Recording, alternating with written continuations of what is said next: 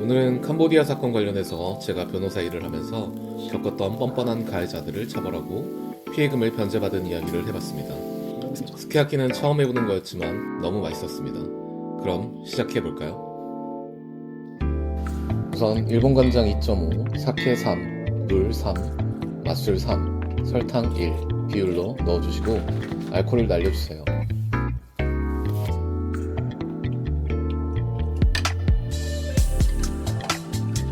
파는 1.5cm 간격으로 잘라주시고 양파도 마찬가지로 1.5cm 간격으로 잘라주세요.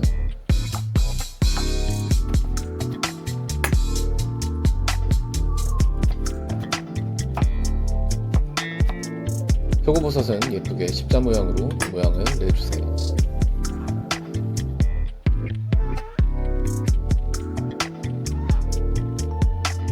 청경채는 아래 꼭지 부분만 잘라주시고 대추도 한입 크기로 잘라주세요. 팽이버섯은 먹기 편하게 아래 밑둥을 잘라주신 후에 한 입에 먹을 수 있을 정도로 나눠주시고 모기버섯과 뿌아리고추도 먹기 편하게 잘라주세요.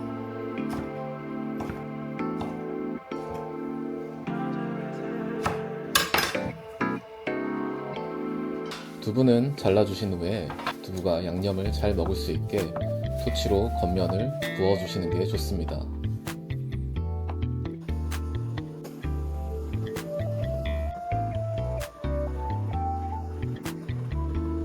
고기는 마블링이 좋은 한우를 얇게 썰어서 준비해주시고 아까 알코올을 날린 양념이 준비됐다면 요리는 끝입니다.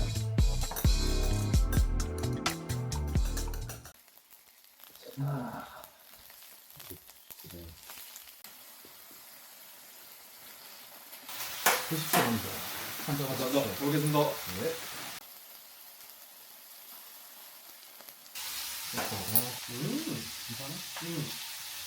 먹어보겠습니다. 저도. 기가 막히네.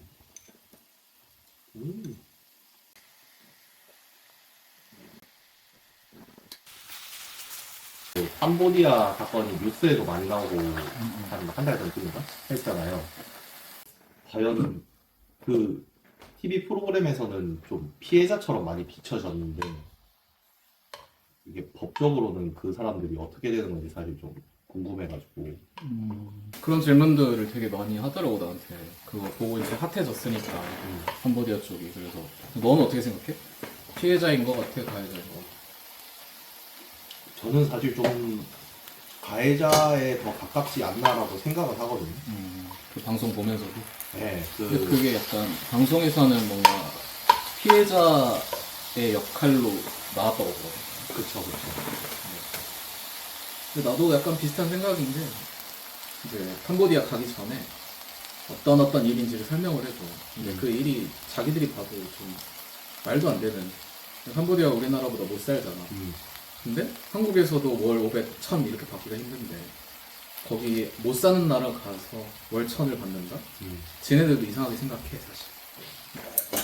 그런 상황에서 캄보디아로 간 사람들은 보이스피싱이 아니라도 합법적인 일이 아닐 수 있다는 인식을 하고 간 거기 때문에 미필적 고의는 인정될 것이라는 게 내 개인적인 의견이고 뿐만 아니라 판사들도 보이스피싱 범죄 가해자들의 고의를 판단하는 기준이 범죄 행위일지도 모른다는 생각을 인지한 상태에서 그곳으로 들어갔는지를 기준으로 삼고 있는 게 판례의 태도이기 때문에 여튼 그 사람들은 이제 공항에 도착하자마자 조직원들에게 여권과 통장 그리고 스마트폰을 뺏기고 범죄지로 끌려가게 되는데 통장은 당연히 이제 보이스피싱에 사용이 되고 도착하면은 폭행, 감금, 고문을 당하고 며칠이 금방 지나가게 되겠죠.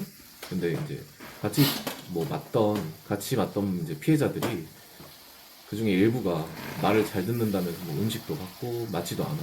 근데 그걸 보고 옆에 있는 사람들이 말을 안 들을 수 있는 사람이 몇이나 되겠어. 그래서 대부분은 이제 말을 잘 듣게 되고 사람들이 애초에 합법적인 일을 하려고 취업을 하러 간 게 아니라고 했잖아. 그러니까 적응을 빨리 할 수가 있는 거지, 사실은. 물론 본인의 이제 신념상 범죄 행위를 하지 않겠다고 버티는 사람들도 있을 거야. 근데 그 사람들은 어떻게 되냐면 A라는 단체에서 폭행 감금이나 고문을 당하고 끝까지 버티면 죽인다거나 아니면 비단체에 돈을 받고 팔아. 그래서 그 사람은 이전에 겪었던 폭행 강도인 고문을 살려가는 곳에서 똑같이 겪는 거고, 여기서 버티더라도 언제 끝날지도 모르고 언제 죽을지도 모르니까 결국에는 이를 시작을 할 수밖에 없다. 범죄 행위를. 결론적으로는 나는 이런 상황에 처해 있던 사람은 피해자라고 생각을 하고, 물론 뭐 폭행이나 강제 등으로 고의가 없었다는 점을 증명하기는 거의 불가능에 가깝겠지만, 그 누구도 이 사람이 그 당시를 기준으로 본다면 잘못을 했다고 할 수는 없을 거라고 봐. 다만 그 이후에 적응을 하면서 한국의 보이스피싱 피해자에게 피해를 입히고 수익금을 가져오고 이 범죄 행위에서 잠깐의 성취감을 느꼈던 사람으로 변하는 시점이 있을 거 아니야. 그러면 그 시점부터는 나는 그 사람은 가해자로 보아야 한다는 생각이고, 즉 이제 뭐 외부에서 객관적으로 분별을 하기는 어렵지만 피해자였던 사람이 가해자로 변환되는 마음의 변화, 즉 시간의 흐름에 따라 가해자랑 피해자를 구분하여야 한다는 생각이다. 나는 뭐 이렇게 결론을 내리면 될 것 같은데.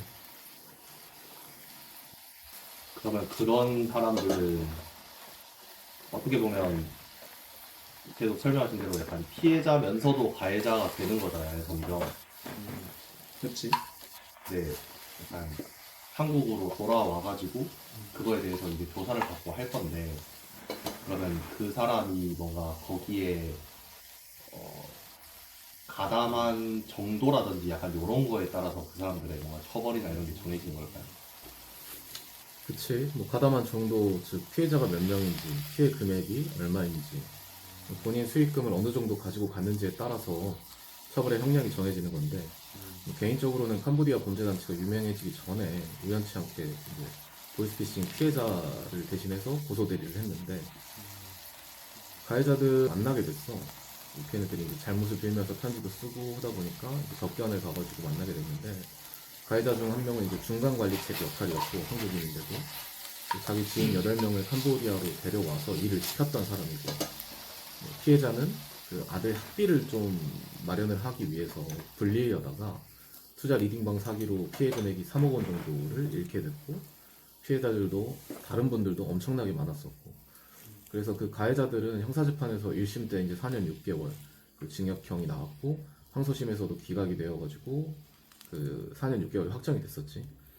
뭐 결국에는 판결이 확정이 됐는데, 그 기준이 지금 방금 얘기했던 것처럼 피해자 수, 그리고 피해 금액, 반성의 정도 등을 기준으로 형량이 정해졌었지. 근데 뭐 별개로 얘기를 하자면 가해자들이 되게 뻔뻔하다고 생각이 들었던 게, 우리가 형사소송 진행 중에 민사로 손해배상 청구를 넣었었단 말이야. 그래야 이제 우선은 확보를 할 수가 있으니까. 근데 그 이전에는 안 그랬던 애들이 형사 판결이 확정이 되니까 이제 민사 사건에서 갑자기 투자 사기를 당한 피해자가 잘못이지 우리가 무슨 잘못이냐라는 이야기를 변론에 한 거야. 그래서 이제 피해자 입장에서는 평생을 일해서 어렵게 모은 돈으로 아들 꿈을 이루어지기 위해서 이제 돈을 투자를 했는데, 그 돈을 다 잃게 만든 사람이 그렇게 뻔뻔하게 이야기를 해버리니까, 뭐 피해자 입장에서는 그 사람들을 어떻게든 죽이고 싶지 않았을까. 나도 화가 많이 나가지고 같이 싸워줬고. 그래서 솔직히 이제 나는 캄보디아에서 보이스피싱을 한 사람들이, 모든 사람들이 다 그렇진 않겠지만 가해자로 보일 수밖에 없는 상황이었던 거지. 약간 다른 얘기일 수 있는데, 그 이제 사기당한 사람들 있잖아요. 보이스피싱을 했던 조직한테 내가 돈을 뜯겼다. 그러면은 뭔가 보상을 받을 수 있는 그런 방법이 있나요? 보상보다는 그 가해자들을 어떻게든 잡아가지고 네. 그 사람들이랑 합의를 봐야 되는데, 네. 그게 쉽지가 않지. 그쵸. 왜냐면 이제 말하는 대로 수익금을 걔네들이 많이 가져갈 수 있는 구조는 아니잖아. 밑에 애들이. 상선들을 잡으면 모르겠는데 상선 잡기가 쉽지가 않거든. 그 일반적으로는 이제 형사고소를 하고 가해자들을 체포하는 게 제일 우선이 되어야 할 거고, 형사사건에서 가해자들이 피해자에게 합의를 해주고 그 돈을 받는 게 제일 좋은 방법이고, 만약에 가해자들이 합의를 할 수 있는 돈이 없다라고 주장을 한다면 민사소송을 통해서 손해배상 청구를 하고 승소한 이후에 끝까지 경제적으로 괴롭힐 수 있는 방법을 사용하는 게 그나마 돈을 다 돌려받을 수 있는 방법이다. 근데 사실은 쉽지는 않다. 다음 편은 변호사를 협박하는 범죄자들 편입니다. 구독 눌러주세요.